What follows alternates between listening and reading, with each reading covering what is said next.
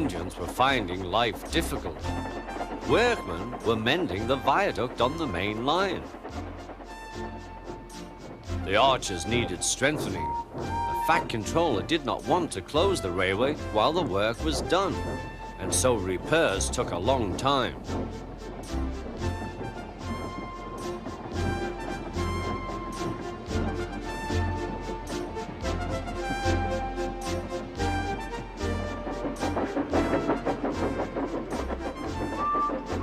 The engines had to take great care when crossing the viaduct, and the delay often made them late on their journey to the junction, where they knew Thomas would be ready to collect his passengers.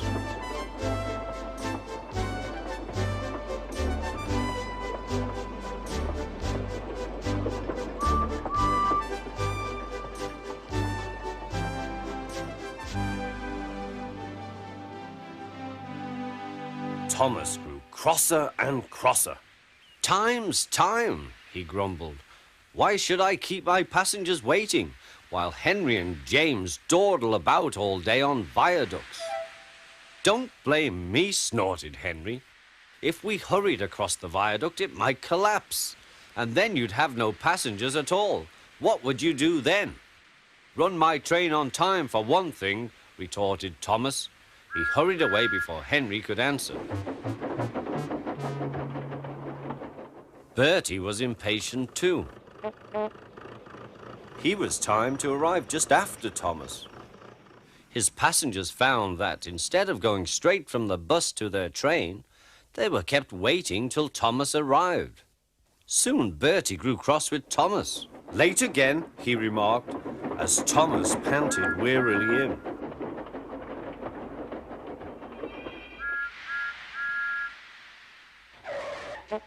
"We may be friends, but I thought you could go fast, Thomas.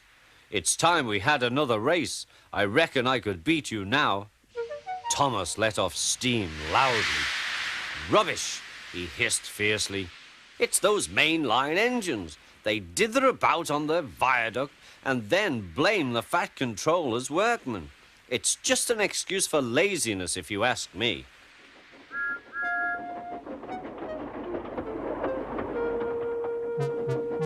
One day, James was later than ever at the junction. "I'm sorry, Thomas," he puffed. "I was held up at the station, and the viaduct made it worse." "It's lucky for you I'm a guaranteed connection," grumbled Thomas. Before James could answer, he puffed importantly away. Come along," he panted to the coaches. Annie and Clarabel did their best, but Thomas soon found that he couldn't save much time. Suddenly, Thomas saw Bertie ahead. His radiator was steaming. "What's the matter?" asked Thomas.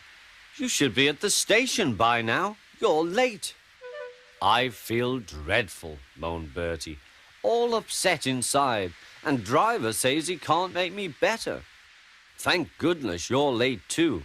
Can you take my passengers, please? They'll never get home otherwise."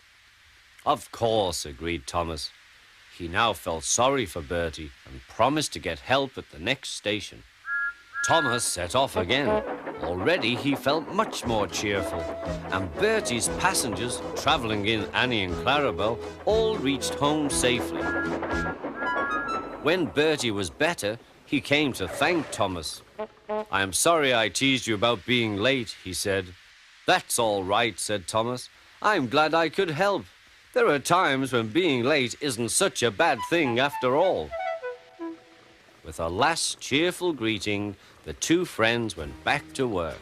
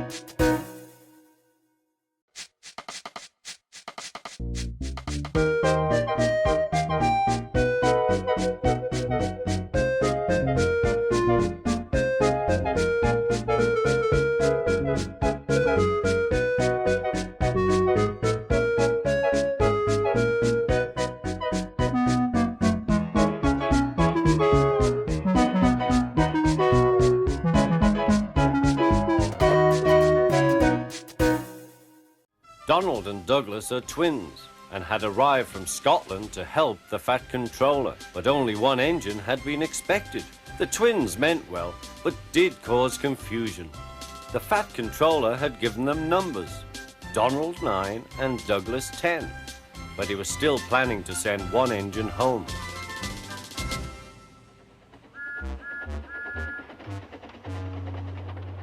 There was a brake van in the yard that had taken a dislike to Douglas. Things always went wrong when he had to take it out. His trains were late and he was blamed. Douglas began to worry. Donald, his twin, was angry. "You're a muckle nuisance," said Donald. "It's to leave you behind I'd be wanting." "You can't," said the van. "I'm essential." "Oh, Kaya!" Donald burst out. "You're nothing but a screeching and a noise when all's said and done. Spite Dougie, would you? Take that!" "Oh, oh, oh!" cried the van. "There's more coming, should you misbehave." The van behaved better after that. Until one day, Donald had an accident. The rails were slippery. He couldn't stop in time. The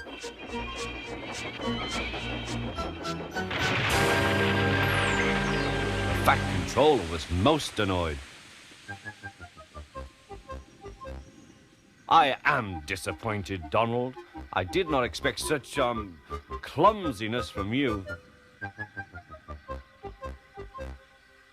I had decided to send Douglas back and keep you." "I'm sorry, sir," said Donald. "I should think so too. You have upset my arrangements. Now James will have to help with the goods work, while you have your tender mended. James won't like that." The Fat Controller was right. James grumbled dreadfully.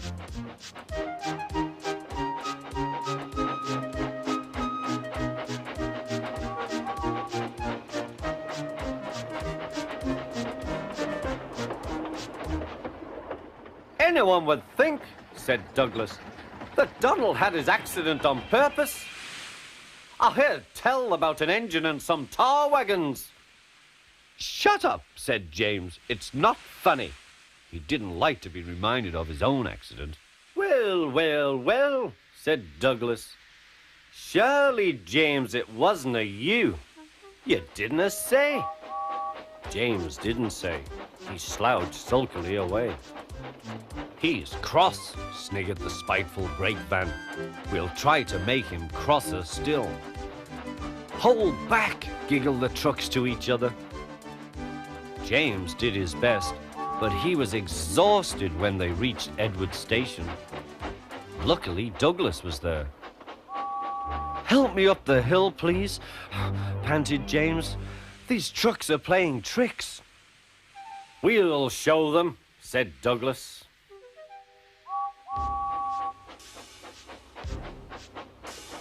Slowly but surely, the snorting engines forced the trucks up the hill. But James was losing steam. "I can't do it! I can't do it! Lay it to me!" shouted Douglas. The guard was anxious. "Go steady! The van's breaking!" The van was in pieces.